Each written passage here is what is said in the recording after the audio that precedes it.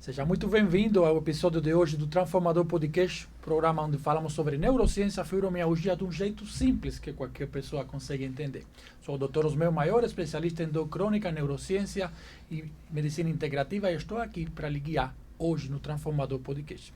Só que hoje vamos começar de um jeito diferente. Não apenas falaremos sobre dor, falaremos sobre direito, consciência e transformação. Porque, por enquanto, o Estado reconheceu a fibromialgia como uma doença.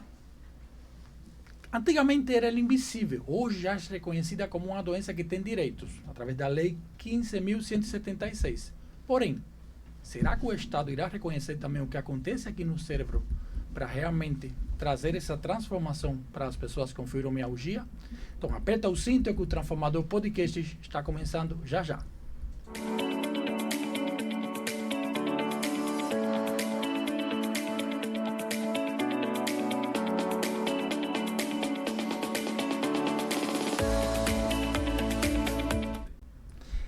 Então seja muito bem-vindo, minha amiga, meu amigo. E hoje não estou sozinho. A gente tem um time hoje de muita força aqui. Hoje contamos aqui com meus amigos, o Dr. Stanley Rupert Jones, advogado, presidente da Comissão de Defesa dos Direitos da Pessoa com Deficiência da OAB Caruaru e vice-presidente do Conselho Municipal dos Direitos com Pessoas com Deficiência, e Braulio Andrade, advogado especialista em Direito das Pessoas com Deficiência, membro da Comissão de Direitos das Pessoas com Deficiência da OAB Caruaru. Sejam muito bem-vindos, meus amigos. Obrigado, doutor Osmel. É uma honra ter recebido o convite para participar aqui deste programa, um programa de tamanha importância que leva conhecimento sobre dor, sobre saúde e sobre medicina. E também imensamente agradável estar aqui com o Dr. Braulio, nosso companheiro de luta aqui na advocacia de defesa dos direitos da pessoa com deficiência. Acredito que com certeza esse programa de hoje vai ser incrível. Bom dia a todos, agradeço imensamente pelo convite, por estar aqui para poder conversar sobre esse assunto tão interessante, questão da fibromialgia, que é um tema de muita importância na nossa sociedade atualmente, como a gente vai debater logo mais. Tem uma lei que vai entrar em vigor em 2026, não é isso? Então, para mim é um imenso prazer, uma honra muito grande estar aqui com o Dr. Stanley e na sua presença também, doutor, para poder conversar sobre esse assunto. Obrigado, meus amigos. E, primeiro, falei bem Stanley, falei Braulio. Falou bem, tudo certo, tudo certo. Hoje a gente tem nomes aqui bem complicados. Difícil, tem. Gente, antes de começarmos e a gente entrar já logo no nosso tema de hoje, eu trouxe uns presentes para vocês. Esse programa vai estar saindo na véspera de Natal e a gente não pode fazer diferente. Como eu não vou pagar o mico sozinho. Muito legal, muito legal. Como eu não vou pagar o mico sozinho. Muito bom, muito bom. A gente vai fazer o programa de hoje em clima de Natal. Papai Noel. Muito bom. Tá bom. De presente serão dadas informações valiosas. Com certeza, mas a gente vai fazer hoje aqui o programa em clima de Natal. Esse daqui vocês não esperavam. Bom demais, não. Aqui é surpresa, aqui é surpresa. Boa. Bom, como vocês já falaram, em janeiro entra em vigor a nova Lei 15.176 de 2025, fascinado pelo presidente da República em maio desse ano, e agora em janeiro já começa a vigorar. E com certeza, eu tenho total certeza que a audiência está curiosa de saber o que muda, o que vai trazer de benefício essa lei, o que vai trazer de coisas boas, tangíveis e palpáveis para quem sofre de fibromialgia. E como eu comecei no início, aqui a gente fala de um jeito simples. Eu entendo que entre mais conhecimento levemos para os nossos pacientes, nossos amigos, nossos ouvintes, melhores pessoas a gente está formando e transformando a vida delas. Então, fiquem à vontade. O que muda na lei, o que a lei traz em si, as entrelinhas da lei. Dr. Stanley, quer iniciar? Não, comece. Tá, então, a nova lei, né, que é essa lei que reconhece, na verdade, essa lei, ela foi promulgada em julho, certo? E aí ela vai entrar em vigor a partir de janeiro de 2026, certo? Essa lei é uma lei muito importante, por quê? Porque ela foi uma lei que equipara a pessoa com fibromialgia à pessoa com deficiência, tá? Isso é muito importante da gente falar.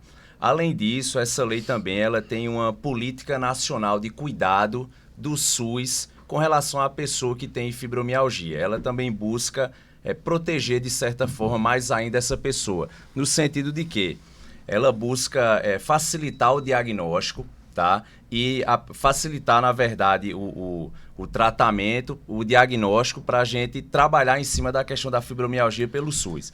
O SUS, ele vai poder dar a cobertura para essa pessoa das suas terapias, certo? A pessoa vai poder ter um acompanhamento multiprofissional, multidisciplinar, por força da lei, que ela trabalha essa questão aí, tá? E ela também busca conscientizar e fomentar as pesquisas relacionadas à fibromialgia, certo? A fibromialgia, a gente tem muito claramente aí as pessoas que estavam numa zona, digamos assim, mais obscura da sociedade, que não recebia esse olhar pelo legislador, até porque é muito comum a questão do preconceito, né, sobre a questão da fibromialgia, do pessoal não conhecer mesmo e classificar a pessoa com fibromialgia, né, doutor, que se fala... Fraca, é uma pessoa que é coisa da cabeça, que esse tipo de dor não existe, que isso aí pode ser uma coisa que... Enfim, tem uma dificuldade de se diagnosticar a pessoa com fibromialgia e proteger ela. E a lei vem para botar uma luz em cima desse grupo, vem para trazer, botar esse pessoal em evidência e garantir direitos e garantir tratamento, medicamento, terapia e tudo mais. E um ponto muito forte da lei é justamente a questão da equiparação da pessoa com fibromialgia à pessoa com deficiência. E a gente vai perceber aqui no decorrer do nosso bate-papo que não é tão simples, né, classificar a pessoa com fibromialgia à pessoa com deficiência. Doutor Stanley, quiser fazer complementações. Um grande avanço que a gente vai ter com essa lei é que agora vão ser criadas políticas públicas para o tratamento, a prevenção, o cuidado da pessoa com fibromialgia, né? Isso. Então, a gente vai ter uma prioridade nos atendimentos no serviço público, a gente tem prioridade também de atendimento em filas, em lotéricas, que algumas cidades, alguns municípios já tinham aprovado essas leis municipais ou estaduais, sim, dando esse direito. Só que agora a gente tem uma lei nacional. Lei federal, na verdade, né? Exatamente. E com essa lei, agora, as pessoas também podem ter acesso a benefícios previdenciários, benefícios assistenciais. E por que eu digo podem? Porque não é todo mundo que vai ter direito, né? Quando a gente fala em deficiência, não significa automaticamente incapacidade. Isso. Existem várias pessoas com outros tipos de deficiência que exercem plenamente uma atividade, uma função laboral. E é isso que eu gostaria de deixar claro aqui para as pessoas. Hoje mesmo no escritório, antes de vir para cá, eu atendi um senhor que ele disse, minha esposa tem fibromialgia, então a partir de janeiro ela pode se aposentar, né? Eu disse, não é bem assim. É preciso fazer aquela avaliação biopsicossocial, né? Isso. Vai se estudar o grau de escolaridade dela, onde ela mora, se ela tem acesso às políticas públicas ou não. E dependendo de todo esse contexto, é que se pode considerar ela incapaz ou não para o trabalho. E a partir daí se conseguir um benefício para ela. Não é automaticamente. É muito difícil a gente... Se trata de uma doença invisível, né? Invisível, eu digo assim, não está aqui fisicamente perceptível aos olhos. O preconceito e o estigma é muito grande. Isso. Mas uma barreira, ela né? é como uma barreira o autismo. atitudinal, né? O preconceito, né? Sobre a questão da fibromialgia, né? Exatamente. Muitas pessoas são tidas como preguiçosas, ou desleixadas, ou escoradas, né? Mas a gente sabe, o doutor Osmel está aqui para falar que existem várias características biológicas que fazem com que essa pessoa tenha uma fadiga mais recorrente do que uma pessoa que não é fibromiálgica. E isso tudo vai ser estudado, avaliado, posto em prática a partir de janeiro, né? Sim, a gente está aqui com um embrião de uma lei que a gente vai poder estar vivenciando ela na prática a partir de janeiro. Que bom que você falou justamente sobre isso, porque o que mais chegam hoje pacientes lá na clínica, no consultório, nos atendimentos, justamente com essa dúvida. E que bom que você, especialista do direito, falaram justamente isso. Eu entendo que precisa e precisava dessa lei, porque, como você falou, está trazendo luz sobre um grupo de pessoas, e, dito seja de passo, milhares de pessoas, milhões de pessoas, que por muito tempo estiveram às escuras. E traz uma luz também para nós médicos, e eu faço um chamado também aos meus colegas, porque tem que estudar fibromialgia. Tem que entender o que acontece no cérebro da pessoa com fibromialgia, no corpo da pessoa com fibromialgia. Mas a grande expectativa é justamente isso. A partir de janeiro eu vou me aposentar. E aí? A partir de janeiro, 12 milhões de brasileiros que sofrem de fibromialgia irão se aposentar? Do jeito que o INSS está cortando benefício, eu acho bem complicado, viu? Bem complicado. Exatamente. A gente tem que colocar na cabeça algo que é o seguinte: nem toda pessoa com deficiência está incapaz. A gente tem várias pessoas com deficiência física, com deficiência visual, que trabalham, que se casam. Então, se a gente vai já taxar toda pessoa com fibromialgia vai se aposentar, a gente está tratando de forma desigual essas outras pessoas. E a própria Lei Brasileira de Inclusão estabelece que, para a gente conceituar uma pessoa com deficiência, tem que se apurar o entorno. Não é necessariamente uma pessoa com visão monocular, que é considerada deficiência também. Vai se aposentar? Depende. Se ela for analfabeta, morar lá na zona rural, sempre trabalhou com serviços pesados que exigem uma visão de profundidade, e agora ela tem 50 anos de idade, veja, é diferente uma pessoa com 20 e outra com 50. Essa aqui talvez tenha acesso a um benefício previdenciário, porque ela tem várias barreiras no seu entorno. Convívio diário, né? Diferente daquela pessoa que tem visão monocular, mas tem curso superior, mora no bairro Nobre de Caruaru, tem carro automático, estudou, trabalha no ar-condicionado. Essa pessoa com a visão monocular, dificilmente ela vai se aposentar ou ter um benefício, embora sim ela seja reconhecida pessoa com deficiência, porque tem uma lei que diz que é. Da mesma forma, os autistas.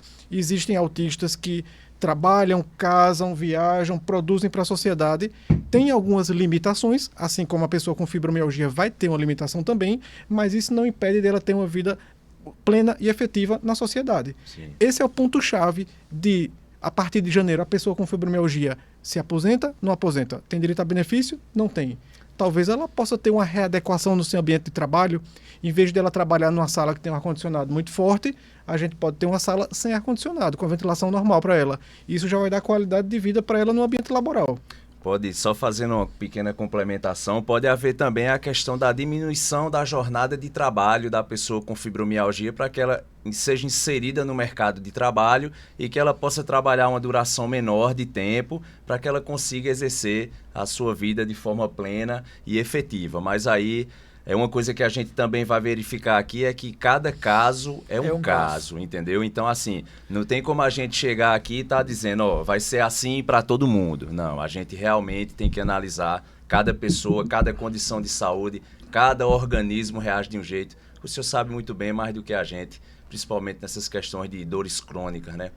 Isso é muito importante e deixar claro, porque logo no início, quem está batalhando há muito tempo com pacientes com fibromialgia, está achado de insensível, está achado de você não quer me ajudar. Peraí, temos uma dicotomia aqui. Eu posso te ajudar, eu quero te ajudar, mas dentro da lei, do que eu posso fazer para te ajudar. Limitações legais, né? Exatamente, dentro das limitações legais.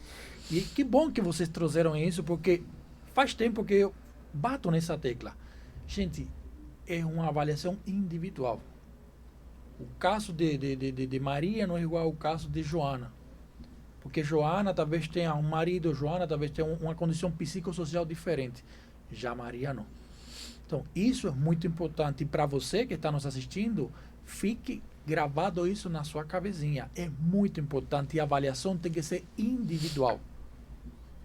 Não existe o fato de que existe uma lei que equipare a pessoa com fibromialgia dentro de uma pessoa com deficiência, não significa que automaticamente chegarão alguns benefícios que essa pessoa com deficiência. E que bom que a lei chegou justamente para tratar e ajudar a quem mais precisa. Que bom. Porém, eu tenho medo. Eu falei isso para vocês lá na OAB, vocês lembram? Sim, lembro sim. Eu comecei minha palestra lá falando isso, eu tenho medo. Tenho medo pelo fato da fibromialgia ser um diagnóstico clínico que multiprofissional, né? Multiprofissional, envolve vários profissionais, né? Não basta só ser um reumato, né? Tem que ter um psicólogo, psiquiatra, muitas vezes um fisioterapeuta também. Mas essas pessoas precisam ser capacitadas. Sim. Precisam ser capacitadas porque como é feito o diagnóstico de fibromialgia? Um diagnóstico clínico que eu faço algumas perguntas e a pessoa me responde, logicamente. Antigamente se fazia, logicamente que tem que fazer um exame físico, mas para o diagnóstico de fibromialgia é apenas exame clínico, ou seja, perguntas e respostas. Como você consegue, para quem não tem um olho treinado, para quem não tem um ouvido treinado, diferenciar uma dor crônica de uma dor da fibromialgia, ou uma dor da simulação de algum paciente para a fibromialgia? Complexo. É bem complexo, por isso eu tenho medo. Doutor, para contextualizar quem está assistindo a gente agora, qual seria a deficiência de uma dor da fibromialgia e uma dor crônica? A fibromialgia é uma dor crônica também. O que acontece é que toda dor crônica não é fibromialgia. Toda fibromialgia é uma dor crônica. O contexto de dor crônica, ele tem que ter mais de 3 meses. Certo? Você tem uma dor, seja uma dor lombar, mais de 3 meses é uma dor crônica. Certo? Toda fibromialgia é uma dor crônica, mas nem toda dor crônica é fibromialgia. Existe uma classificação muito importante de tipo de dor. Por exemplo, a dor lombar. Qual é a característica da dor lombar? Você tem um estímulo, certo? Esse estímulo, ele viaja no seu cérebro e o cérebro emite uma resposta. Essa é uma dor nociceptiva, você tem um estímulo. Existe uma outra característica de dor, que é a dor a dor nociplástica, que é da fibromialgia, e a dor agora fugiu. Nociceptiva, neuropática, a dor neuropática. A dor neuropática, ela tem um transtorno no nervo ou na estrutura que interpreta essa dor, certo? E a dor da fibromialgia, que é a dor nociceptiva, muitas vezes você não tem um estímulo visível. Ou seja, ela já se sabe, tem um maior estudo genético feito na história de 2,5 milhões de pacientes, comprovou que a fibromialgia é um desordem neural. Então, como você consegue diferenciar isso? Com estudo, com olho clínico, com treinamento, com escuta, com entender o paciente, a realidade por trás do paciente. O contexto também, né? O contexto. Então, se a pessoa vem de um ambiente de violência psicológica, isso pode influenciar também ou não? É um dos fatores de risco principais para dor nociplástica, no caso, para a fibromialgia.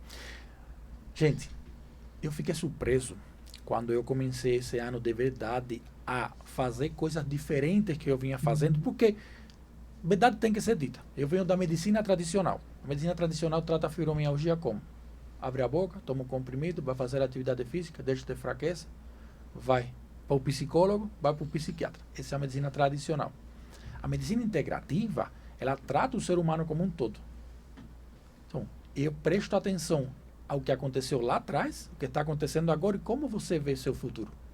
Justamente por isso foi que eu comecei a estudar neurociência, para poder entender o que acontece no ser humano. Eu fiquei perplexo quando eu comecei a ter essa visão diferente de fibromialgia, a quantidade de pessoas com traumas de infância que chegam no consultório e a gente deixava passar, sem sequer perguntar. Esse é um dos fatores, né, que contribuem, né, para desenvolver fibromialgia. Exatamente. Né? E pasme, a quantidade de mulheres que sofreram abuso sexual. Então, brevemente, você tem um trauma, esse trauma você não resolve. Quando você não resolve esse trauma, seu cérebro cria um padrão de comportamento e seu corpo responde a esse padrão de comportamento. É a pessoa que tem medo de sair na rua, é a pessoa que tem medo de tudo, é a pessoa que... o cérebro, ele envia essa dor para o corpo para lhe proteger. Entendi. Para que não aconteça novamente... o evento traumático. Exatamente.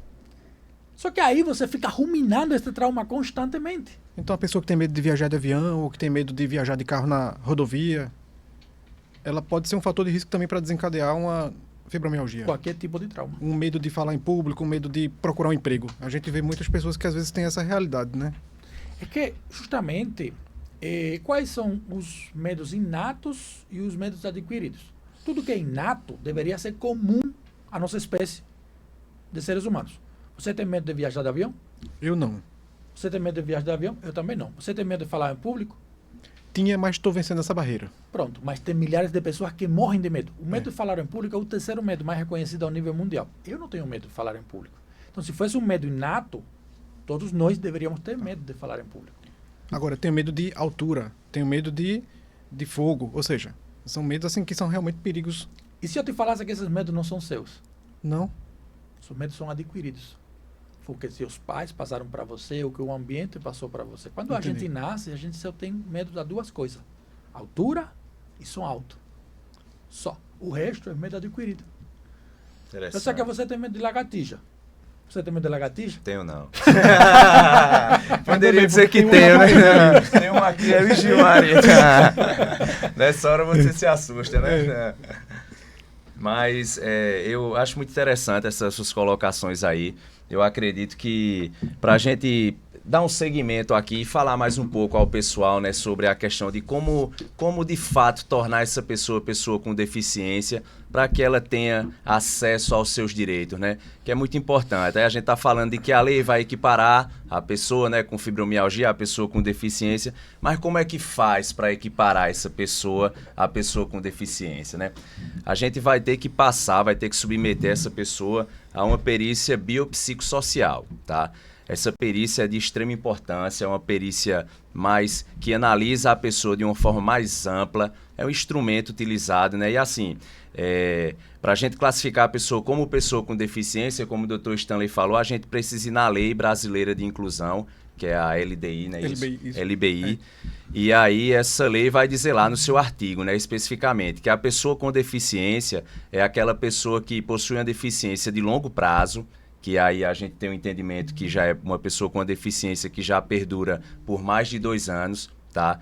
E essa deficiência ela pode ser física, mental, sensorial ou intelectual, certo?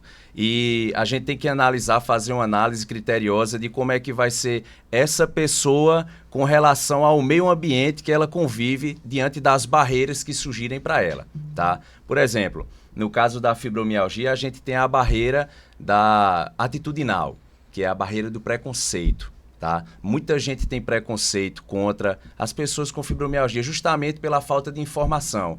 Por isso a importância da gente estar aqui para conversar, que uma das grandes formas de você acabar com o preconceito é justamente a informação. Não é isso? Por isso que é muito importante a gente estar aqui para conversar.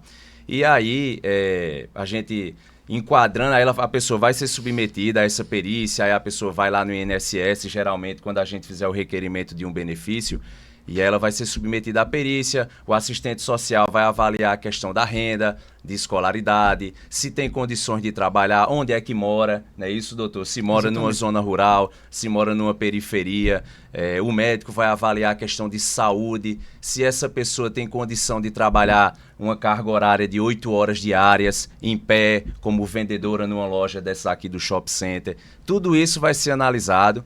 Cada caso é um caso, como a gente disse no início. E aí, após essa análise rigorosa, se a pessoa for classificada como pessoa com deficiência de acordo com essas barreiras, aí ela entra no campo dos direitos, que são os direitos das pessoas com deficiência, que aí são os direitos previstos justamente na LBI, né, que é a Lei Brasileira de Inclusão, que são vários deles. Dr. Stanley. Dentre esses direitos, ela pode ter, por exemplo, direito à meia entrada em shows, em ingressos, eventos, a parques de diversão.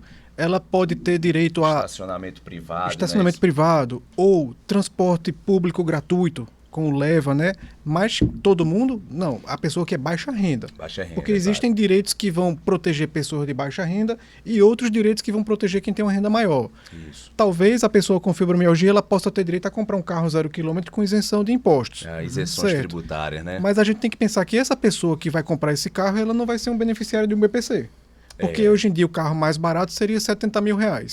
E você vai comprar esse carro, se a pessoa tem dinheiro para comprar um carro de R$70 mil, então ela não está em vulnerabilidade social para ter direito a um BPC. Isso é muito importante a gente falar aqui, porque existe muito essa dúvida hoje em dia. Exatamente. Um outro benefício para a pessoa com fibromialgia que for considerada pessoa com deficiência é que ela pode se aposentar mais cedo. Sim. Talvez ela não seja considerada incapaz para o trabalho, mas devido à condição que ela tem, que é uma condição mais penosa em comparação... De fadiga, de carga... Cansaço, dor de cabeça, esquecimento, né? O que é que acontece? Ela pode vir a se aposentar mais cedo, que é a aposentadoria da pessoa com deficiência. Se ela for se aposentar por idade, o homem se aposenta 5 anos mais cedo, a mulher até 7 anos mais cedo. E por tempo de contribuição também ela pode ter o seu tempo reduzido. Para isso é importante que cada consulta que ela vá, cada exame, ela vá guardando esses documentos para que lá no futuro ela comprove. Ela tem que comprovar pelo menos, no mínimo, os últimos 15 anos na condição de pessoa com deficiência. Tudo bem? Minha perna apertou aqui, a cadeira desceu, minha perna para trás, ela desceu. Então, esse é um dos direitos que a gente... É hora do meme aqui no podcast. É hora do meme, ó. Com a cadeira para trás. Isso é um direito que ela pode vir a conquistar. Mas, como o Dr. Paulo bem falou aqui, para conquistar esse direito, não é simplesmente um atestado, carimbou, já é direito adquirido. Não, ela precisa ser submetida a essa avaliação biopsicossocial. Bio é a área da medicina psíquico, a área psicológica, e social seria a questão de educação, renda e o entorno, a questão de vulnerabilidade social ou não que ela está inserida. Perfeito. Isso muito bem colocado por você, porque justamente é isso as principais dúvidas que nossos ouvintes eles têm. Porque, venhamos e convenhamos, a gente escuta falar, nem sabe de que está falando e já se coloca no lugar onde a gente não deveria estar. E se conseguirmos levar conhecimento, cara, eu estou satisfeito. Sim. Eu estou satisfeito porque a gente está fazendo o nosso papel de educadores. A gente poderia estar fazendo outras coisas e estar aqui, justamente batendo esse papo gostoso, levando conhecimento. Porque é isso que as pessoas precisam, de conhecimento, tirar ela, não apenas, não colocar, como você falou, uma luz em cima dela, senão tirar ela do lugar onde ela está e colocar no lugar onde ela precisa estar. Sim. Só que, quando eu falei que estava com medo, não era apenas pelas questões dessa perícia, eu estou com medo porque o que tem se visto na realidade é que com essas questões do INSS agora, pessoas que já estavam com algum tipo de benefício por fibromialgia, estão sendo retirados esses benefícios. Não sei porquê, porque não tenho acesso a isso, mas eu tenho medo de que a lei chegou com um intuito bom, que chegou para trazer luz para essas pessoas e que o atuar da sociedade traga mais escuridão para essas pessoas. Com relação a essa questão do INSS estar suspendendo, né, o benefício do pessoal, assim, a gente sabe que anualmente o INSS costuma fazer um pente fino, né? Justamente para verificar quem é que preenche os requisitos ainda daquele benefício. Geralmente isso acontece muito no BPC-Loas, que a aposentadoria não. A aposentadoria, você chegou na sua idade, tem um número de contribuições, você se aposenta, acabou. Ninguém mexe mais no seu benefício. A não ser que você queira, por iniciativa própria, pedir uma revisão. Está recebendo menos do que era para receber e tal, enfim. Se não, continua recebendo uma boa. Já com relação ao BPC-Loas, ele é um benefício assistencial, tá? O benefício assistencial ele é diferente de uma aposentadoria. Ele vai ser pago para você, mesmo que você não tenha contribuição para o INSS. Essa é a grande diferença. A aposentadoria, você tem que contribuir para o INSS. BPC, você não precisa contribuir. Tanto é que é um dos maiores, que tem mais concessão no país, né? Mais pedidos. Exatamente. É o BPC-Loas. A gente tem um grande número de pessoas que trabalham na informalidade, né? Que Sim. Muitos anos de sua vida trabalham sem carteira assinada, sem um vínculo, e quando vem a padecer de alguma enfermidade, ele não tem contribuição para o INSS. Exato. Então ele termina pedindo o BPC-Loas. Isso. E ele é concedido a pessoas que nunca contribuíram, nunca trabalharam, ou pessoas que já trabalharam, mas perderam a qualidade de segurado. Sim. Vamos supor, o cidadão que trabalhou lá desde os 18 anos de idade, mas chegou ali pelos 40, ele não conseguiu mais emprego formal. Ficou trabalhando de bico. E aí, lá nos 50 anos de idade, ele está com uma doença que necessita o afastamento dele das atividades. E essa doença, se for curta, 6 meses, 1 ano, ele não consegue BPC, né, doutor Braulio? Tem que ter um impedimento de longo prazo. Isso. Que a nossa legislação brasileira, ela estabelece que no mínimo 2 anos. Isso. Então, se uma pessoa precisa desse benefício e não tem mais a qualidade de segurado, ele vai cair no BPC-Loas. Isso. E esse benefício, ele é muito mais rigoroso do que uma aposentadoria por invalidez ou um auxílio-doença. Para ser otorgado? Sim, para ser aprovado ele é mais rigoroso. A questão da avaliação da perícia médica ela é mais rígida, porque a pessoa, além da incapacidade laboral, ela tem que estar incapaz, impossibilitada para os atos da vida diária em geral, e também tem que passar por uma perícia social, com assistente social. Vai se verificar se a questão do grupo familiar dela é um grupo que está em vulnerabilidade social, e se tiver mais alguém que more com ela, essa renda também não pode ultrapassar o critério de 1/4 do salário mínimo. Na prática, na linguagem popular, seria o quê? Se a gente tem uma família de 4 pessoas, um dos membros ganha um salário mínimo e tem mais 3 dependentes, essa família aqui, se tem uma pessoa com uma deficiência ou uma doença grave que precisa do BPC, ela vai se enquadrar no requisito. Mas se o provedor do lar, ele já ganha aqui R$2.000, quando a gente vai dividir para 4 pessoas, ela ultrapassou esse limite. Então, ele seria negado no INSS. Bom. E é quando essa pessoa pode procurar a justiça também. Mas a justiça ela ainda é mais criteriosa, porque ela manda sempre um oficial de justiça na casa da pessoa para avaliar até os móveis que tem dentro de casa. Então ele vai avaliar se ela tem uma televisão cara ou barata, se tem um sofá. Cerâmica na Cerâmica, casa. Né? Ar-condicionado. Quando você fala de pessoas do convívio, filhos são catalogados também? Os filhos solteiros não emancipados são considerados, sim, membros do grupo familiar. Não, imagine que tem uma pessoa, uma paciente, por exemplo, 63 anos, com dor crônica, que mora sozinha, mas ela tem 2 filhos que trabalham. Ela seria tributária desse BPC? Se morarem na mesma residência, sim. Eles moram na mesma residência que ela? Não, tem então que morar na mesma residência, o mesmo grupo familiar. Mesmo Entendi. grupo familiar. Ela morando sozinha, aí poderia se enquadrar. Ainda é uma realidade brasileira nossa aqui que, às vezes, a pessoa se casa e não tem como ir morar em outro imóvel. Então o pessoal divide. Ele faz assim, daqui para cá é teu. É a mesma casa, só dividiu. Se a gente constatar que tem 2 núcleos familiares diferentes ali, conseguir comprovar isso, a renda dessa família, do filho dela, que é casado e que tem uma criança, e essa senhora de 60 anos está precisando do BPC, se a gente comprovar isso, na justiça a gente consegue comprovar que são grupos familiares diferentes. Entendi. Mas isso tem que ser bem documentado, bem amarradinho, porque se for no bolo assim de todo jeito, termina considerando que é tudo grupo familiar e o salário daquela filha ou filho dela vai contar para a renda. Que é uma das dúvidas que mais chega para mim lá na clínica, no ambulatório, é justamente isso. Qual é o caminho que o paciente com fibromialgia? Suponha, chegou para mim, eu fiz aquele atendimento, ele já sai da minha consulta com o laudo dizendo que ele tem fibromialgia. Aí ele deve passar por essa perícia biopsicossocial, educador, fisioterapeuta, psiquiatra, psicólogo, inclusive acredito que também como chama que você falou? Assistente social. O assistente social também tem que passar. Tem uma participação importante. Beleza, ele já tem esses documentos, ele já tem esses laudos que comprovam que ele tem a doença, que está em vulnerabilidade social. Qual o seguinte passo? Bom, a pessoa que já está toda documentada, que é o ideal, né? É a pessoa chegar com vários laudos, porque assim, como a gente está discutindo aqui, é uma lei nova, certo? E por ser uma lei nova, o INSS não vai conceder para qualquer um que chegue lá, tá? Não basta você ter um laudo... Mas vai tirar. Pronto. Não basta você ter um laudo frio ali de um único profissional e dizer, pronto, agora eu tenho fibromialgia, vou me aposentar, vou pegar um BPC, tá tudo certo. Não é bem assim. No exemplo que o senhor falou aí, o paciente já vem com todos os laudos, já vem tudo certinho. O próximo passo é o seguinte, eu sugiro, assim, você não precisa de advogado para você dar entrada em qualquer benefício do INSS, tá? É muito importante a gente frisar isso aqui. Você não precisa, certo? Qualquer pessoa pode solicitar qualquer benefício no próprio aplicativo do meu INSS ou ligando para 135, tá? Só que quando a gente está diante de uma situação dessa, que é muito complexo de você provar que ela tem aquela deficiência, que ela tem aquela doença, o recomendável é que você procure um profissional para lhe ajudar, tá? Eu, particularmente, se eu não fosse da área e tivesse algum problema de saúde, eu procuraria um profissional para me ajudar a montar um processo, porque o INSS tem uma tendência de negar muitos benefícios, tá?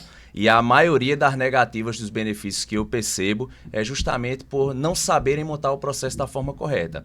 O pessoal dá entrada sozinho, não traz as provas, não traz documentos que são indispensáveis para a concessão do benefício e acaba que o benefício é cancelado, tá? Então, assim, nesse cenário aí que o senhor falou, que o camarada chega com toda a documentação, procura um profissional, o profissional vai dar entrada no benefício, vai marcar a perícia médica, a avaliação social, a pessoa comparece nesses dias, recebe as instruções do que é que tem que falar, como é que vai ser e tudo mais, e aí passa pela perícia. Após a perícia, ele identificando realmente que você preenche todos os requisitos, ele vai lhe conceder o benefício. O próximo passo que eu vejo, que eu enxergo, é procurar o profissional para que você monte o processo da melhor forma para você efetivar seus direitos. Veja, eu concordo com o Dr. Brauli. Até eu que sou advogado, quando eu preciso de alguma demanda fora da minha área de atuação, por exemplo, a demanda trabalhista, eu prefiro contratar um advogado trabalhista. Já passa a bola, né, para quem realmente domina, porque, né? Porque assim, é a vivência dele, é o dia a dia. Então, vamos contratar um pintor, vou pintar o meu escritório. Eu posso pintar, eu posso pegar o rolo e pintar.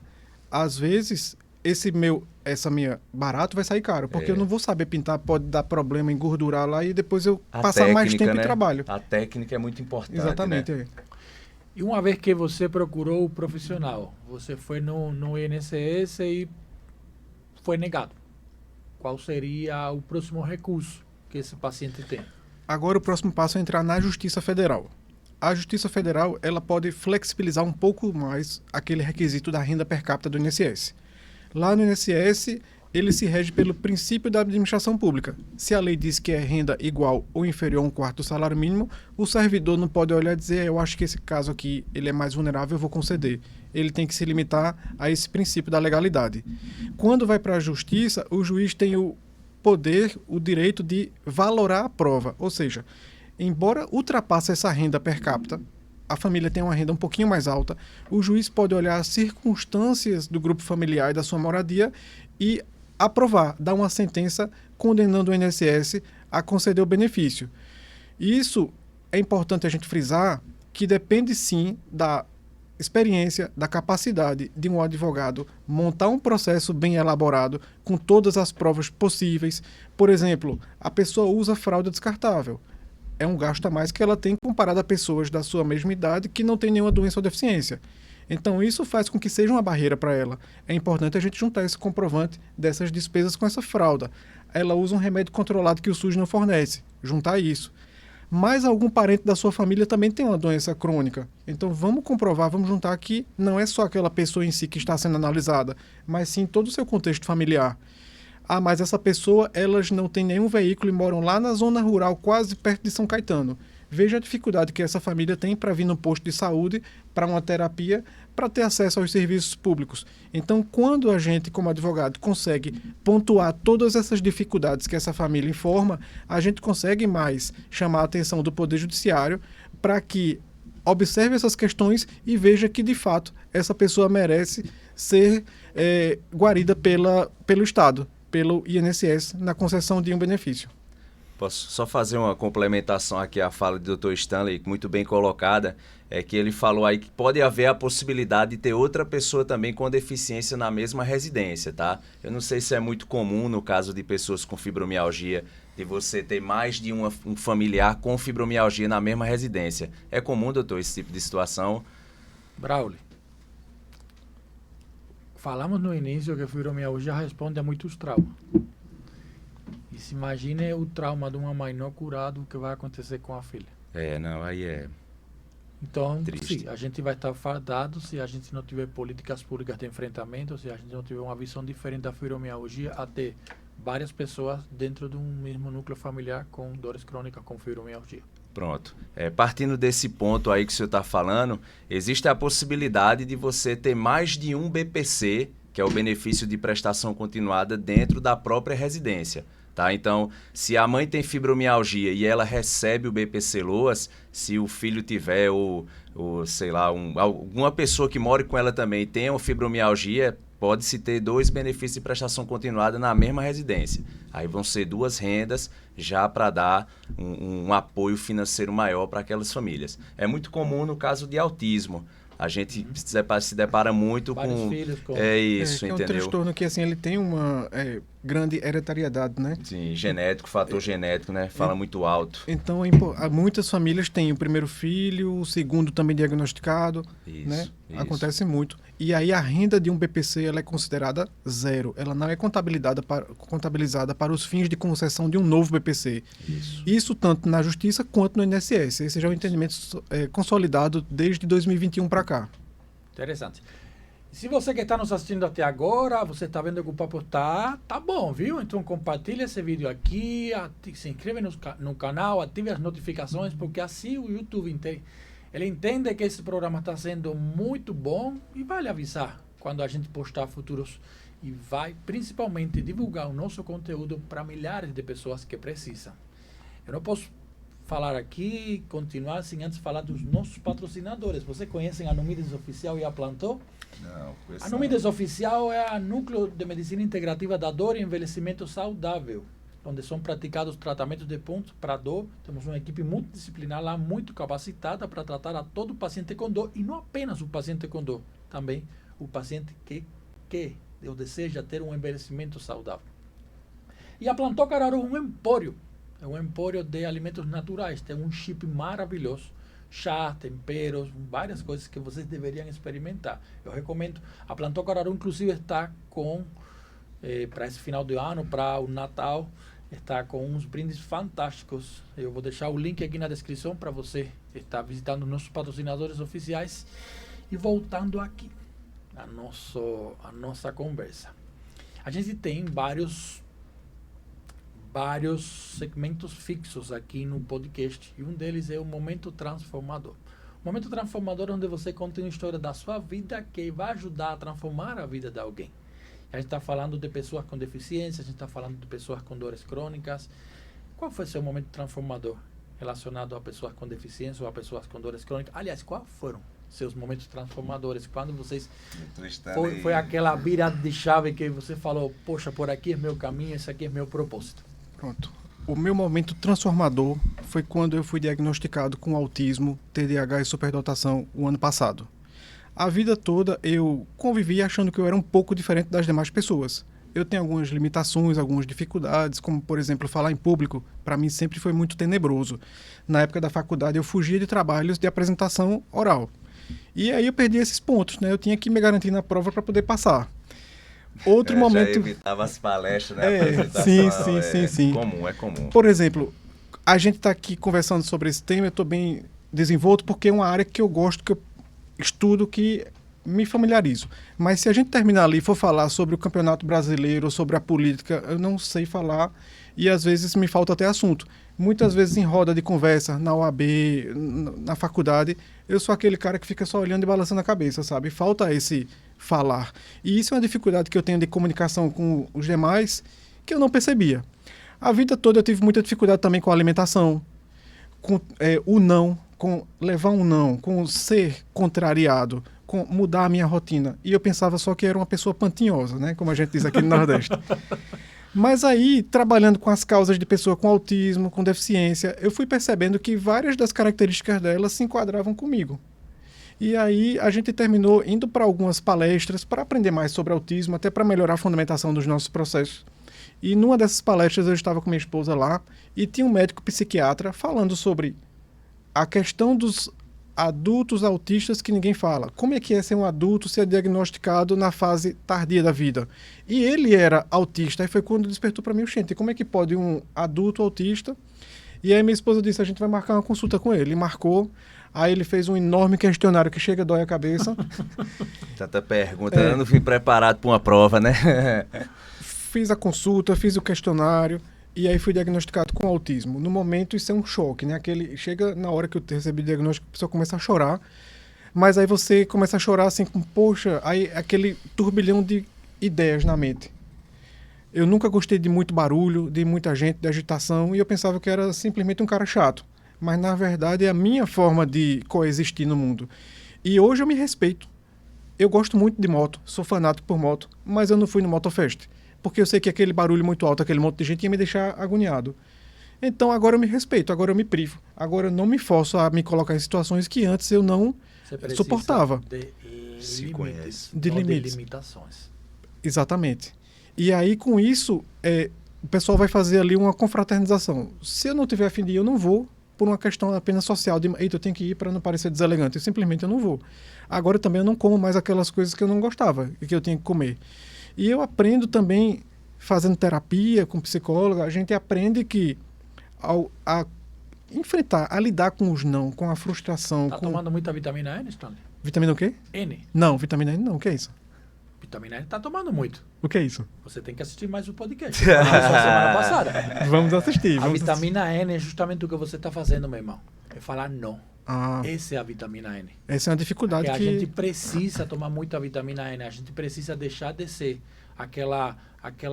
eu preciso ir porque é uma festa da OAV. Olha, palavrão a OAV. Sabe por quê? Pronto. Porque sua integridade, sua família e seu bem-estar está primeiro. Festas noturnas, tardes, eu não gosto. Eu gosto de dormir cedo. Então, tem um jantar que vai ficar muito tempo em pé lá, com barulho.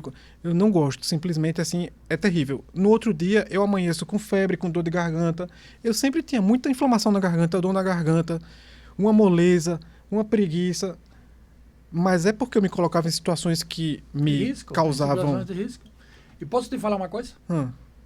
Parabéns. Parabéns. Obrigado. Sabe por quê? Você está fazendo o que a grande maioria das pessoas tem medo de fazer. É você ser você. Ser autenticamente você. E com conhecimento. Isso é difícil, porque a vida toda eu tentava... Se por encaixar, exemplo, a gente tenta, é o grupo. Eu não dava não a ninguém, ou então é aquele de sempre me colocar serviçal demais para outra pessoa, porque eu penso, eles só vão gostar de mim se eu servir eles. Aceitação, né? É. Em busca da aceitação. Eu não consigo entender piadas, ironias, isso é extremamente difícil. Minha esposa me mostrava e ficava com raiva porque não ria. Ela disse, tu não acha graça não, é? Mas eu realmente não consigo ver. Agora ela traduz isso para minhas piadas. Então, é bacana isso. Aí você deixou de colocar pedras na sua mochila, meu amigo. Parabéns. Com você certeza, deixou de com colocar certeza. pedras pesadas na sua mochila. Agora a sua caminhada está sendo muito mais leve. Parabéns. de Inclusive, diminuíram minhas dores, porque eu sentia muita dor no corpo. Eu sentia dor nas articulações, dor na junta, né, como diz o Matuto. Muita dor, muita febre. Eu vi uma pessoa que todo mundo me conhecia como a Stanley vive doente. Isso está diminuindo. Isso, eu estou percebendo que eu tenho menos esse estado febril, a inflamação. Eu vivia tomando remédio, me automedicando, isso é errado, né? Mas eu vivia tomando, não vou dizer os nomes para não dizer ninguém, mas eu vivia me automedicando e eu sei que isso iria fazer mal para mim, mas eu não conseguiria viver sem esses remédios. E depois do diagnóstico eu disse, isso é tudo coisa que eu coloquei na minha cabeça e eu vou lutar contra isso, e eu tenho lutado. Legal, muito legal. Eu estou vivendo coisa boa. melhor. E hoje você está no local certo, no lugar certo, onde você nasceu para estar. Você consegue entender hoje a deficiência melhor que ninguém, porque você vive a sua deficiência, viveu a sua deficiência na própria pele. Então isso dota você de uma empatia absurda.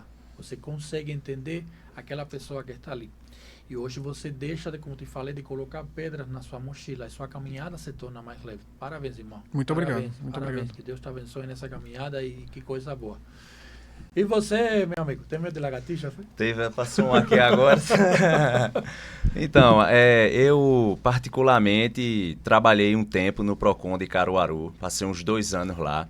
E aí eu lidei muito com o público vulnerável financeiramente, sabe? E eu acredito em Deus, eu sou um cara que acredita em Deus. E quando eu atendi o pessoal no Procon, que eu conseguia resolver aquele problema, eu me enchia de gratidão, sabe? Que o pessoal agradecia um cartão de crédito que você faz um acordo ali, que eles estão devendo, uma água de um carro-pipa que você consegue mandar para casa deles, que eles estão sem água. E para mim aquilo ali era muito gratificante. E aí isso era estagiário na faculdade. Eu me formei e eu procurava uma área de atuação próxima àquilo ali, que eu trabalharia com pessoas vulneráveis e que eu estaria fazendo um bom trabalho, ajudando o pessoal e, consequentemente, também recebendo o meu justo pelo que eu estaria fazendo, sabe? E aí eu comecei a trabalhar com previdenciário, passei um tempo na comissão, na época que o Dr. Stanley era presidente da comissão de direito previdenciário. E aí eu me encontrei, eu também fui diagnosticado recentemente com TDAH. E é aquela coisa, né? Você é criança, você percebe as coisas diferentes, você vê as coisas diferentes, sente diferente. O pessoal tem um padrão de comportamento, você que já tem um transtorno, alguma coisa, você já vê as coisas totalmente diferentes, de outra forma. Você tem uma certa dificuldade de realmente se encaixar em algum lugar.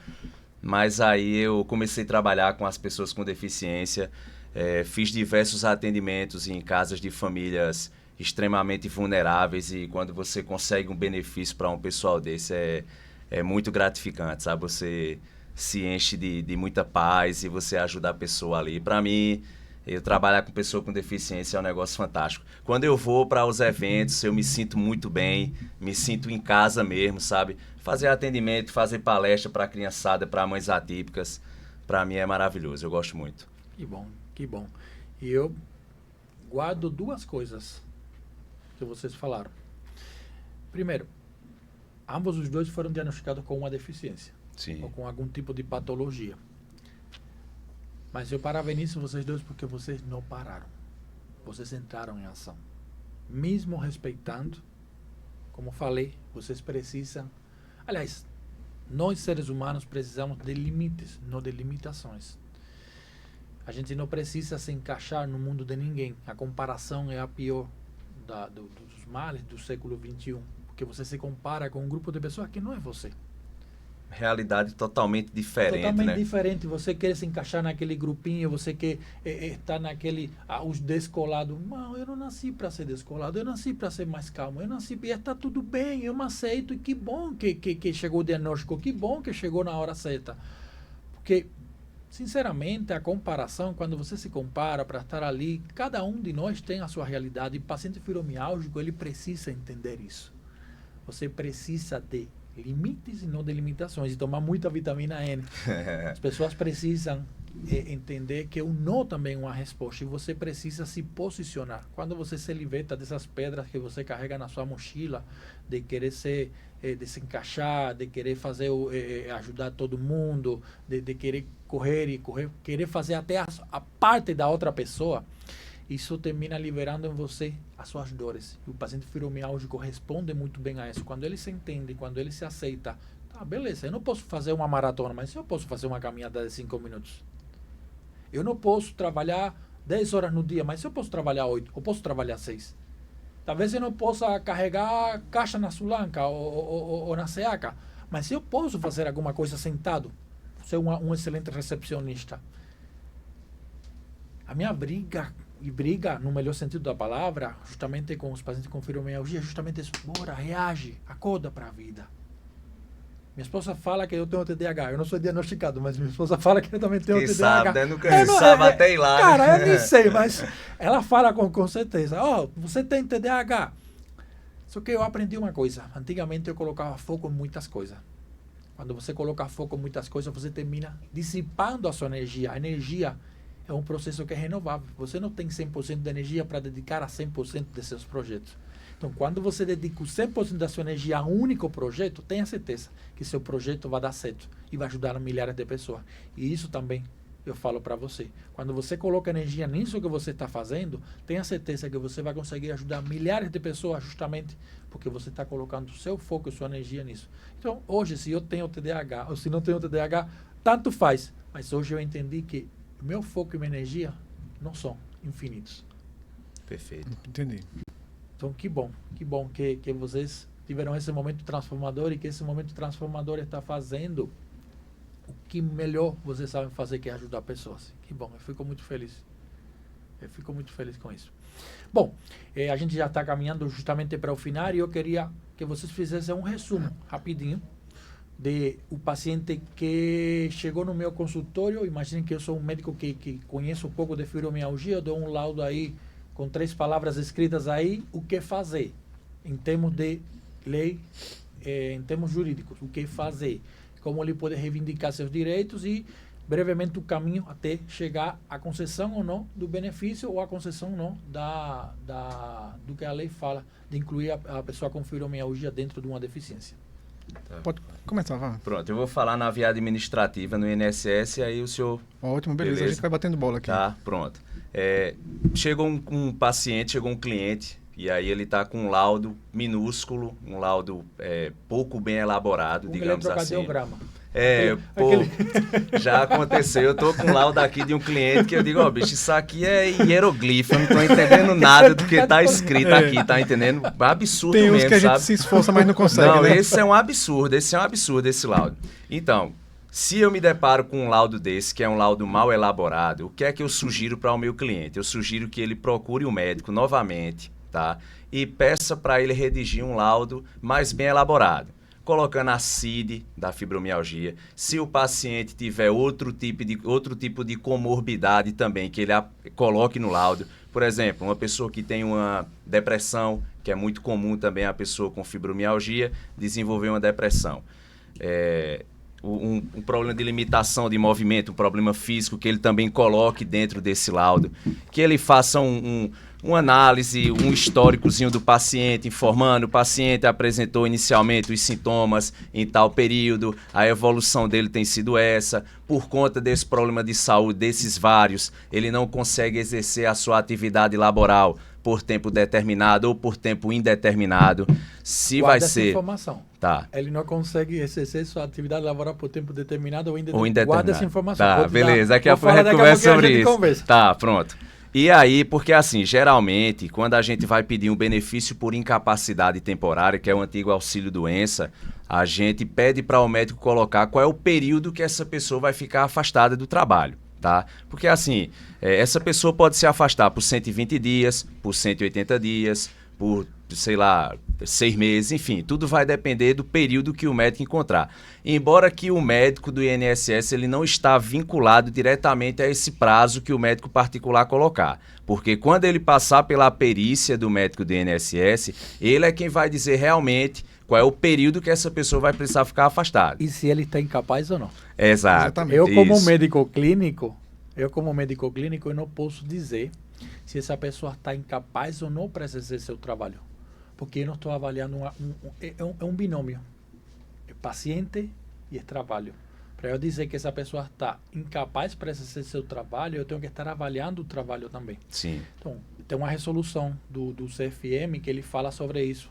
E ele faz essa separação das competências do médico clínico, no caso do médico tanto especialista, quando eu falo clínico, eu falo o médico especialista, e do médico perito, que realmente atesta que você está incapaz para o trabalho, para exercer do trabalho, sua função é o médico perito. Ou o médico do trabalho. Sim. Porque aí ele está avaliando as duas coisas, está avaliando o binômio trabalho Incapacidade. e incapacidade, está avaliando o paciente e o trabalho.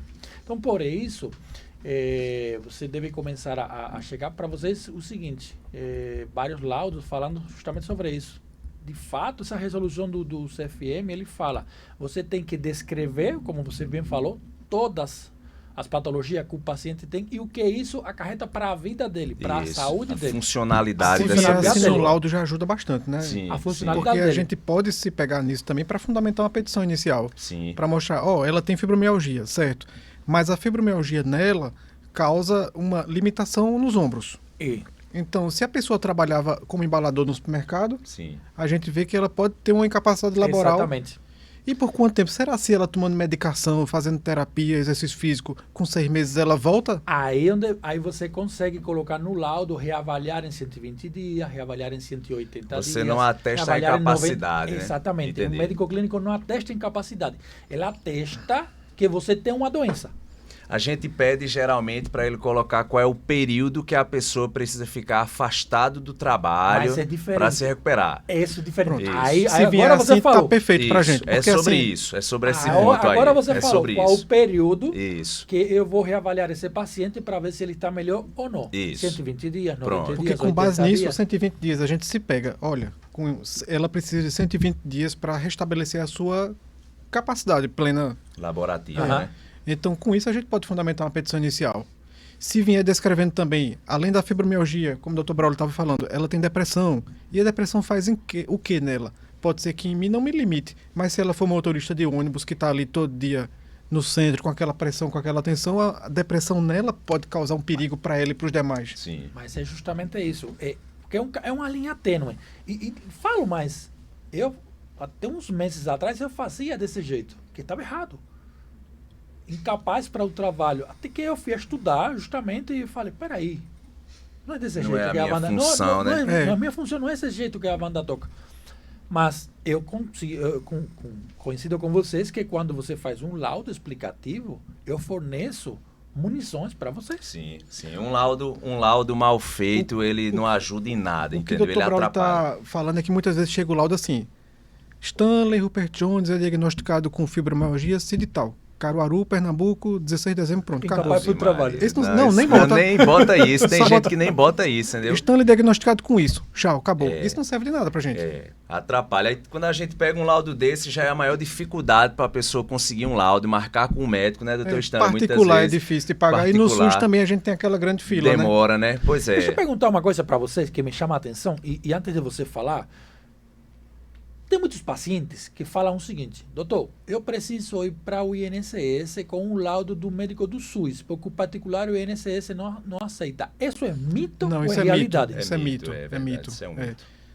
Porque Já eu é entendo, pacífico já o entendimento de que o laudo particular e o do público, ele tem a mesma eu eficácia para entendo que você. porque, por exemplo, eu sou médico do público, eu sou do particular. qual é a força que tem meu lado do público para o particular? Depende do crachá que você tiver usando no dia Não, lá. depende da folha, né? Depende da folha. A folha da prefeitura e folha da clínica. Enfim, O que é importante é, se a pessoa tem a doença psiquiátrica, que seja um médico psiquiátrico que prescreveu o laudo. O especialista, né? Se é uma doença ortopédica, que seja um ortopedista. Então, isso é importante, sim, a gente levar esse cliente com o laudo do especialista da Mas enfermidade. pode ser tanto do público quanto do privado. Com certeza, Tanto pode faz. ser. Independente. Isso já é pacífico na jurisprudência, né? Sim. É bom saber isso. Você está escutando, você chega lá na clínica, aliás, no ambulatório não me fale nunca mais que é o médico do particular, não sei, porque é o mesmo médico. Serve, de certeza. Serve sim. Então, para dar continuidade com o que o senhor me perguntou sobre a questão da documentação. Chegou com um laudozinho bem simplificado, o que é que a gente pede? Remarque com o médico para que ele faça um laudo bem elaborado. De preferência, procure outro médico. Outro médico, de preferência procure outro, porque esse camarada não lhe atendeu como deveria lhe atender, mas aí você saindo, pronto. Se for no caso de fibromialgia, o que eu recomendo é que você tenha provas. Quanto mais provas você tem, maior é a chance de você conseguir qualquer benefício do INSS, tá? Então, se for o caso, procure um reumatologista, procure um médico especialista em fibromialgia, procure um psiquiatra, procure um fisioterapeuta, procure um psicólogo. Veja o trabalho que você vai ter para montar a quantidade de documentos necessários para você conseguir o benefício, tá? A partir de janeiro, isso eu não sei se vocês estão sabendo, mas a partir de janeiro foi aprovado o seguinte: o laudo de fibromialgia, ele não vai ter validade. Definitivo, né? Exatamente. O que eu acho certo, porque se você tem a doença, pode ser que esteja melhor, beleza, mas você tem a fibromialgia. Então, Existem discussões com relação a essa questão de laudo definitivo, sabe, doutor? Só para exemplificar para o doutor Stanley pontuar as questões dele aqui. Eu fui para Recife ano passado e eu fiz um atendimento de uma criança com síndrome de Down. Síndrome de Down é uma deficiência que é desde o nascimento, não é isso? Ela já tinha um laudo desde quando nasceu a criança, ela tinha 5 anos de idade, ela tinha um laudo. Ela me procurou para eu dar entrada no benefício dela, eu dei entrada no benefício, deu certo, graças a Deus, mas durante o processo foi aberta uma exigência para eu apresentar um laudo atualizado dos últimos 6 meses. Exatamente. Mas embora tenha lei... Você entende que isso aí é um empecilho? Sim. A mesma coisa acontece com o autismo. Eu já entrei com um processo aqui. Inclusive, Pernambuco tem sua lei própria dizendo que o laudo do autismo é por tempo indeterminado.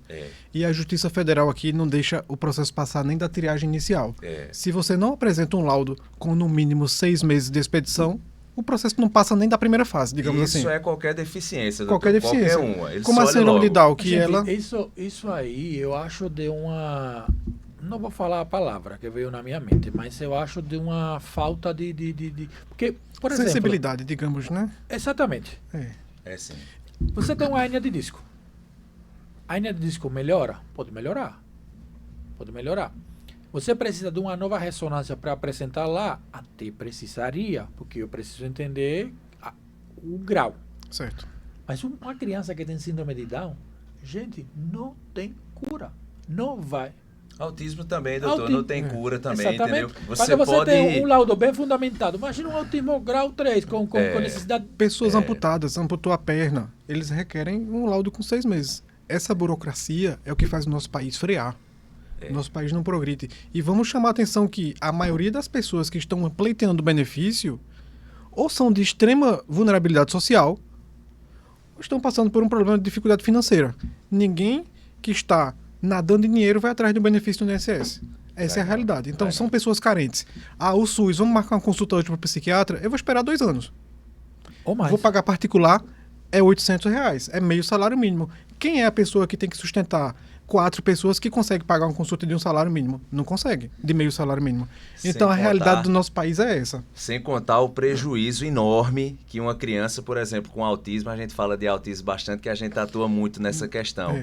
Mas uma que, pronto, já chegou para mim, criança, 4 anos esperando uma consulta com o neuro para conseguir um laudo. Veja que absurdo. Gente, é complicado. A Lei Berenice Piana, que é a lei que estabelece as diretrizes sobre autismo, diz que é direito de toda criança com autismo diagnóstico precoce e intervenção precoce. Aí isso também me causa medo aqui com a lei da fibromialgia. disse que todo mundo tem direito ao atendimento prioritário, vai ser criado políticas públicas. Multiprofissional, né? E aí, como é que vai ser na prática? Essa conta pessoa... mais. Conta mais essa história pra Pode ficar bonitinho na juntar fita, tudo. né? Me conta Quando mais. juntar, Não, a gente vai ter pessoas esperando aqui para um especialista. Então somos dois com medo.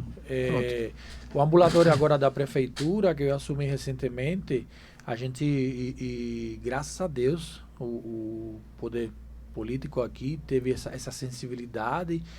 E hoje a cidade consta com 2 ambulatórios, um ambulatório de fibromialgia específico e um ambulatório de reumatologia, porque a fila de espera é de 6 mil pacientes.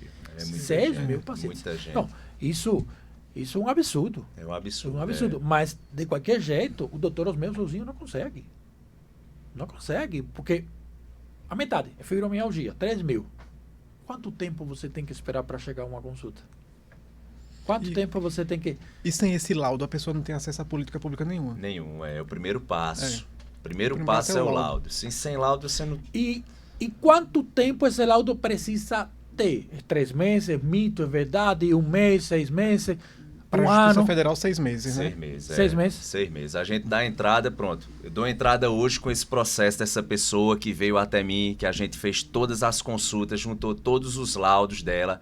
Vamos dizer que em determinado momento ela esqueceu de trazer os documentos para o advogado. A gente está em dezembro, não é isso? Ela me trouxe os documentos em julho.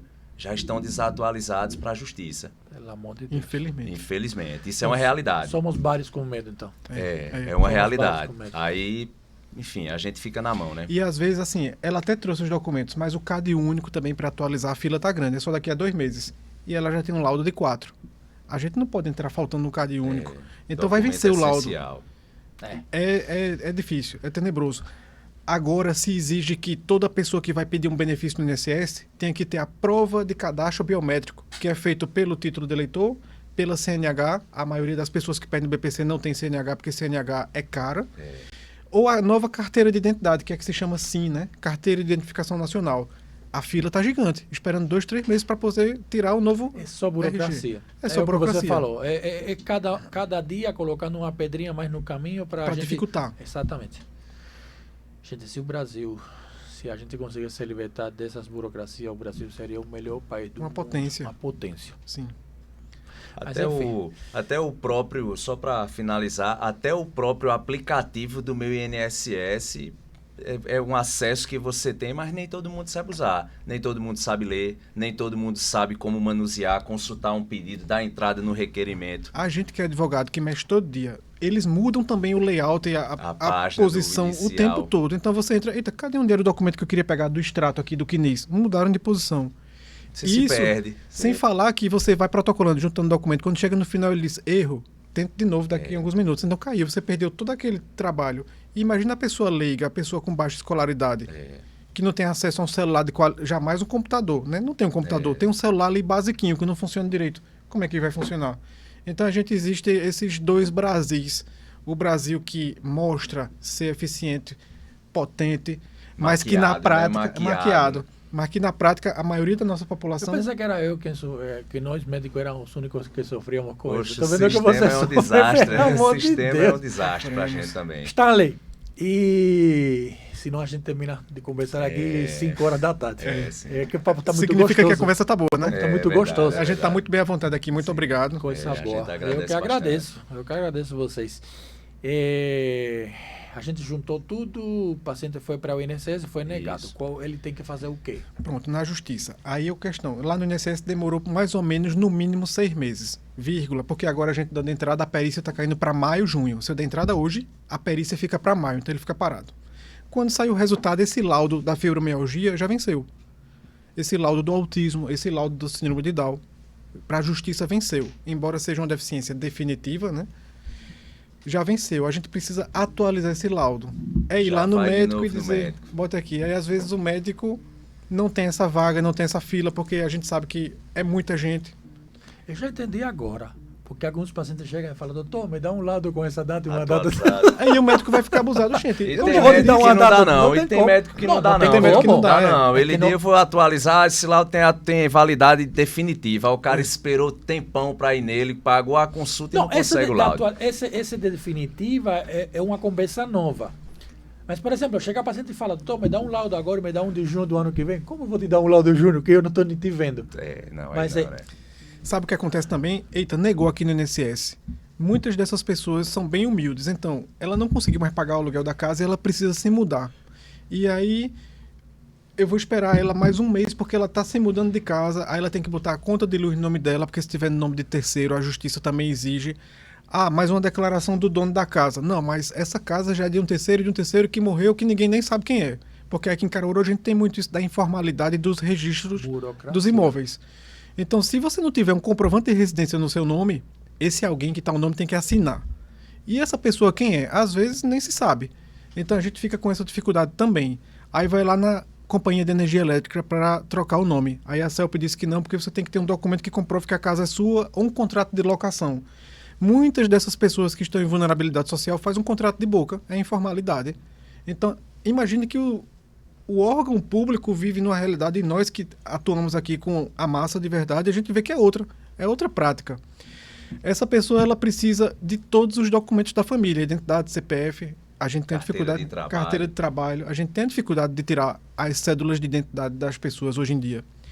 Ela precisa também fotos, CAD único, fotos da casa. A gente tem juiz aqui que existe também que você bota até a geolocalização no WhatsApp. É comum isso aí. Tem que mostrar a geolocalização. E tem gente que não tem o celular com o WhatsApp. Então a gente que é advogado, a gente tem que ir lá na casa da pessoa com o nosso celular para fazer isso. Tem muita gente que tem aquele celular lanterninha. Aquele que é... Geolocalização, essa é nova. Para mostrar. Lá, e geralmente se coloca, né, doutor Stanley, da casa da pessoa até a Justiça Federal, que é onde vai ter a perícia dele, que é justamente para facilitar o caminho do oficial até a casa da pessoa. Para ir lá, que vai ter a avaliação, né? A Justiça determina em todo o processo que um oficial de justiça vá lá atestar, contestar se o que a gente está alegando na petição inicial é verdade. Que é uma casa pobre, humildezinha, com poucos móveis. Ou não, se é uma casa que tem televisão, tem cerâmica, mas se o contexto social coloca ela numa situação de vulnerabilidade social. Então, tudo isso é preciso num processo desse de LOAS, de BPC, e é um processo que demora em média também de 6 meses a 10 meses na justiça, no primeiro grau, porque se a gente perder, a gente recorre para a turma de recursão em Recife. Se o INSS perde, ele também tem o direito de recorrer. Então vai mais 6 meses aí. E é importante que às vezes as pessoas pensam, poxa, meu advogado não faz nada no processo. É a burocracia que freia, não é a gente. Eu queria dar entrada hoje para daqui a um mês ganhar e já receber meus honorários. Não queria esperar 1 ano e meio para receber. É a burocracia, é o sistema que freia. E por que freia? Porque tem muita gente? Tem muita gente. Mas talvez se a gente tivesse menos fases processuais burocráticas... São muitas barreiras, né, doutor, que aparecem, né? Tudo isso atrapalha o andamento do processo, sabe? Poderia fluir com mais naturalidade, mas... Nesses processos não tem audiência, mas tem essa visita do oficial de justiça e tem uma perícia médica com um perito designado pelo juiz. Isso. Esse perito, ele vai ser um médico imparcial, né, que ele não está nem do lado do INSS, nem do segurado, nem do cidadão, mas aí ele vai avaliar aquela pessoa naquele momento único ali, às vezes 10 minutos, 15 minutos. Ele pega a documentação, faz alguma avaliação clínica e ali ele vai dizer se essa pessoa está ou não incapaz para o trabalho ou se ela tem algum impedimento de longo prazo que faça com que ela tenha direito ao BPC. A gente vê o relatório, ele é longo, são mais de 8 páginas. Nós, advogados, não podemos entrar. O CFM não permite que terceiros entrem apenas porque é um ato médico, só o médico é que pode estar, ou o paciente levar um outro médico assistente seu. Mas seria também muito dispendioso financeiramente para uma pessoa em vulnerabilidade social contratar um médico para ir lá nesse dia. Então a gente não tem esse acesso às perícias, né? No dia, a gente só tem ao laudo depois. A gente tem direito de pedir esclarecimento formalmente por documento. A gente tem o direito de pedir também que seja impugnado, que o juiz não considere aquele laudo do perito, mas que considere a documentação comprobatória que a gente juntou. E se a gente perder, a gente tem direito de recorrer para Recife também, para a turma recursal. Esse é mais ou menos. Apresenta geralmente os quesitos, né? A gente formula quesitos para o perito responder sobre as limitações daquela pessoa, como é que aquela deficiência vai incapacitar, como é que aquela deficiência vai afetar a sua funcionalidade no dia a dia. Esses são os quesitos que a gente monta, né? Para o perito responder e através desses quesitos a gente vê ou não possibilidade de estar recorrendo ou não. Impugnação. É um caminho longo. Bem longo e cansativo. É um caminho longo. Mas a gente não pode nem deve desmaiar. A gente está fazendo a nossa parte e recomendo sinceramente que isso precisa ser explicado e a população precisa conhecer dessa realidade. Porque não vai ser apenas o Dr. Osmel que vai conseguir. Se a gente não juntar forças, se a gente não nos unir, cada um dentro das nossas expertises, lá fora tem milhares de pessoas que estão sofrendo. E sofrendo uma vulnerabilidade social e sofrendo muitas vezes com o que não tem nem que comer. Exatamente. E eu vejo que é um absurdo para conseguir chegar. É difícil, não é fácil não. Mas a gente está no caminho certo, gente. Não dá para ajudar a todos, mas a gente faz a nossa parte dentro do nosso circuito. Gente, estamos caminhando já para o final. Estamos aqui conversando quase 1h30 já. Vocês conversando demais, pelo amor de Deus. Vocês conversando demais. Eu tô calado aqui, vocês... E eu queria agradecer, primeiramente, antes de nosso bloco final, queria agradecer vocês aqui pela presença e queria que vocês comunicassem aqui para os nossos seguidores, redes sociais, onde encontram vocês, como podem chegar para vocês. Eu tenho muito interesse em contratar o serviço de vocês. Como faço para que vocês me ajudem nessa caminhada? Doutor Stanley. Tá, meu nome é Stanley Rupert. O Instagram é stanleyrupert.advocacia. Nosso telefone é 91220690. E o nosso escritório fica ali no Empresarial Trade Center, no 7º andar, sala 703, em frente ao EMOP. Hoje, o que você mais faz dentro do seu dia a dia é ajudar pessoas com deficiência, mas tem alguma área específica? Todas as causas de direito previdenciário, ou seja, causas contra o INSS, eu atuo. Direito previdenciário. E também causas da saúde. A pessoa precisa de terapia e o poder público ou o plano de saúde negou, a gente entra com esse tipo de ação também. A pessoa precisa de um serviço de urgência, como, por exemplo, a cirurgia, o internamento. Esses são os nossos focos de atuação também, nessa área da saúde. Boa. E a sua, meu amigo? Meu nome é Brauli, né? Brauli Andrade. Meu Instagram, Brauli Torres. Eu vou deixar aí nos comentários aqui do podcast do doutor.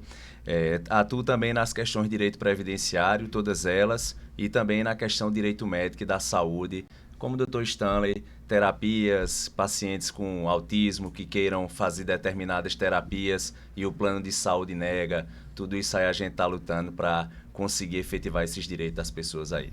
Que maravilha, que Deus abençoe vocês na caminhada, porque vocês estão ajudando milhares de pessoas, gente. Amém. Isso é propósito de vida. Amém. Isso é propósito de vida. Nós estamos.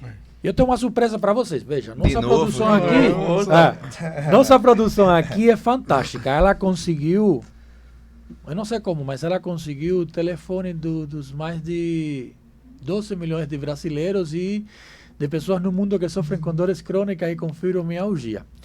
E você vai fazer agora... através desse telefone, a gente vai conseguir mandar uma mensagem para todas essas pessoas. Qual seria essa mensagem? Mais de 20 milhões de pessoas estão escutando vocês e você vai conseguir fazer chegar essa mensagem através do WhatsApp. Qual seria essa mensagem para essas pessoas que sofrem com dores crônicas com fibromialgia? Posso? Começa. A questão da fibromialgia, eu tenho um exemplo muito claro em casa. Minha mãe tem fibromialgia e eu já peguei minha mãe em episódios de muito sofrimento, sabe? De ficar na cama o dia todo, não querer levantar, não ter disposição para nada. E o que eu tenho para dizer para vocês é que não desistam, não desanimem. Eu sei que as dores é um fator que atrapalha muito no seu dia a dia, mas forcem, busquem exercício físico, se alimentar melhor, beber bastante água. Não desistir da vida, porque a vida realmente é muito bela, tem muita coisa boa aí para você aproveitar e siga firme seu caminho. Se Deus quiser, vai dar tudo certo na sua jornada. Maravilha. A mensagem que eu deixo é o seguinte.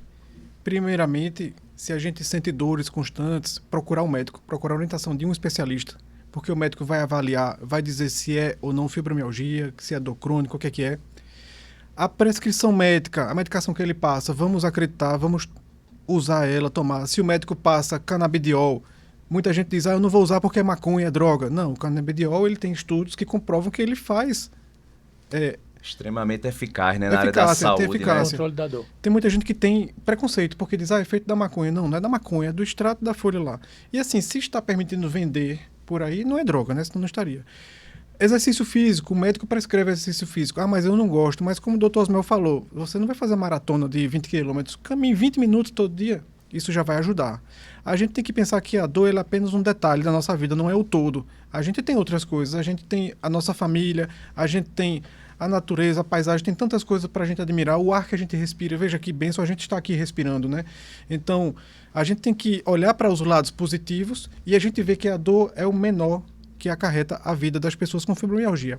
Não vamos deixar uma pequena parte dominar o todo da sua vida, seguir os tratamentos médicos, uma boa alimentação e seguir em frente, tocar a vida. Porque não só a pessoa com fibromialgia tem esse problema que carrega consigo, muitas outras pessoas com talvez até transtornos que carreguem e não sabem, não têm o diagnóstico ainda, estão vivendo sua vida, pessoas com deficiência física, deficiência visual, auditiva, e estão vivendo vida plena e efetiva. Então, o conselho que eu dou à pessoa com fibromialgia é que enfrente, que prossiga, que o futuro delas só a Deus pertence. Muito bem, muito obrigado. E para você, eu vou deixar minha mensagem de hoje. Estamos na véspera do Natal e eu desejo para você e para sua família um feliz e próspero Natal. Mas que seja com o intuito de Natal, com o verdadeiro intuito do Natal, com o nascimento de Papai, com o nascimento de Jesus. Que Deus lhe abençoe na sua caminhada e não duvide em entrar em ação. A diferença de quem quer uma vida maravilhosa e quem tem uma vida maravilhosa é que justamente essa pessoa entrou em ação. Eu desejo para vocês todas as bênçãos do mundo, que Deus lhe abençoe imensamente e não se deixe enquadrar. A sua doença não define você. Que Deus abençoe. Muito obrigado, meus amigos, por estar aqui. Eu que agradeço. E Feliz Natal para vocês, para suas famílias e o bonezinho podem levar.